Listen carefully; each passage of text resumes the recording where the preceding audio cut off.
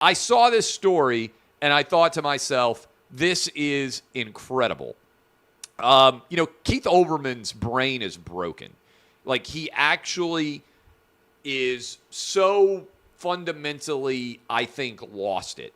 And so outside of the scope of normalcy here, that he has said that, and I saw this earlier and I couldn't help but laugh. Keith Olbermann tweeted out about Disney World. Obviously, there has been a battle between Ron DeSantis and Disney, culminated recently in a new board that has been appointed to govern Disney World. Keith Olbermann tweeted as follows: "This isn't difficult.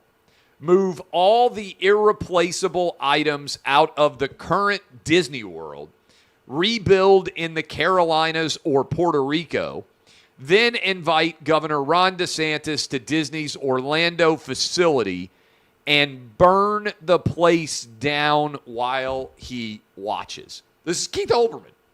Worth mentioning, the woke bracket will return at OutKick soon. Third annual woke bracket. Joe Kinsey does an incredible job writing this up. And worth mentioning again that this is really, really, it's going to be funny. He does a great job. Keith Olbermann won the second year of the woke bracket. Year one won by Jamel Hill. When they win, they are forever retired as woke bracket, they're immortal in the OutKick woke bracket lore. But Keith Olbermann is crazy. And when I see this, first of all, this isn't difficult. Move all the irreplaceable items out of the current Disney World. This is written by someone who's never been to Disney World. I grew up going to Disney World. That's what my family did on vacation. We would go down to Walt Disney World and stay at the Fort Wilderness Campground in little pop-up trailers. And then we would go to Disney World and we would go to Epcot. Typhoon Lagoon, I think, was open then. MGM had just opened. There was no, what's the other one? Animal Kingdom. That didn't exist yet when I was a kid. I'm talking about the 80s and the early 90s before I was, into teenage years. And so I spent a lot of time at Disney World. The amount of facilities, there's got to be billions of dollars in property that has been built at Disney World. Not only all of the amusement parks, but these hotels are monstrous. So I'm not kidding. I don't know. What would the cost of building all of these hotels again? What would be the cost of building Disney World? It's got to be billions of dollars in construction costs. So this is like saying, hey, we should move New York City to Idaho, right? I mean, it's just crazy. But also, even the places that should be moved. So Olbermann, as usual, has no idea what he's talking about. But even the places that you could move to, like let's pretend Disney just said we're shutting down Disney World, okay? The tens of thousands of acres in Orlando. Do you know the story of how Orlando was picked? Walt Disney wanted to make sure that he had a location that could be open 365 days a year, where the weather was good enough. So that's why he went down to Florida and started secretly buying up all this land. And that's why they picked the Orlando area. So the idea that you would go to the Carolinas, first of all, the weather's not that great, right? I live next door to North Carolina here in Tennessee. It's really cold a lot of times in December, January, and February.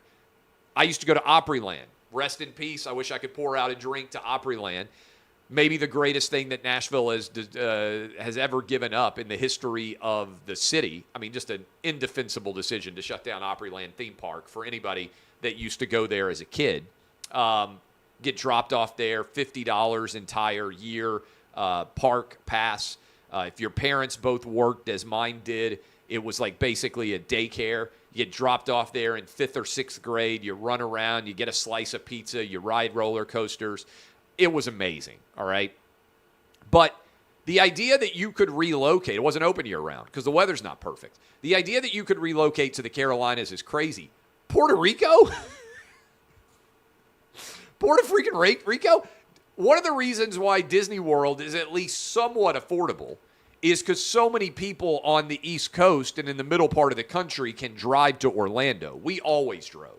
We always got in the family station wagon. We always drove from Nashville to Orlando. It was a big trip down to Disney World, down to the state of Florida. But that was one of the big reasons why it's at least somewhat affordable, even though it costs $200, $250 to get in now, which is crazy. But it was way more affordable because people could drive. You didn't have to get on an airplane and fly down. Well, people can't afford to get to Puerto Rico. Moreover, everybody's fleeing Puerto Rico and moving to Orlando. One of the biggest populations of Puerto Ricans in the United States on a per capita basis is actually Orlando. So I look at this and I think to myself, I hope I retire before I go full on crazy. Because I used to watch Keith Olbermann and Dan Patrick every morning as I ate my breakfast before I would go to school, right? 13 or 14 years old. You remember this. You're in 7th or 8th grade. You get up in the morning. You eat your cereal. You put on Sports Center. And you try and check and see what sporting events happened over the night you might have missed because you had to go to bed early because you got to be up early to go to school. And I would watch Keith Olbermann and Dan Patrick, and I would think, man, these guys are awesome. What incredible jobs they have. And now Keith Olbermann has gone crazy.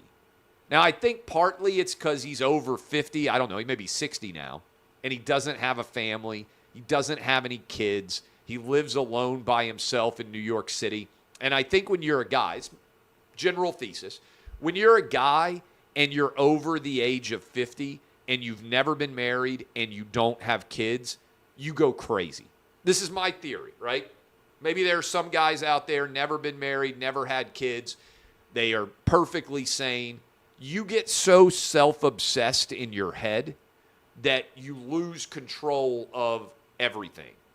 Because really, you should have gotten married. You should have had kids somewhere along the way. I'm sure Keith Olbermann has had like 10 women, believe it or not, that he could have married, that he dated, and he could have kids now, and he could have a normal life. Instead, he's gone bonkers, and he's talking about burning down Disney World and moving it out. And this guy was a staple of my childhood as a sports fan. And then he was pretty talented, I think, back in the day on MSNBC, but he's approaching 60 now, childless. I don't think he's ever been married, and he's just totally lost his mind, and he's sitting around on Twitter. And by the way, there's like 3,000 people that have liked this. Oh, yeah, good idea. They should move Disney World and burn down the rest and make Ron DeSantis watch. The guy is 100% insane.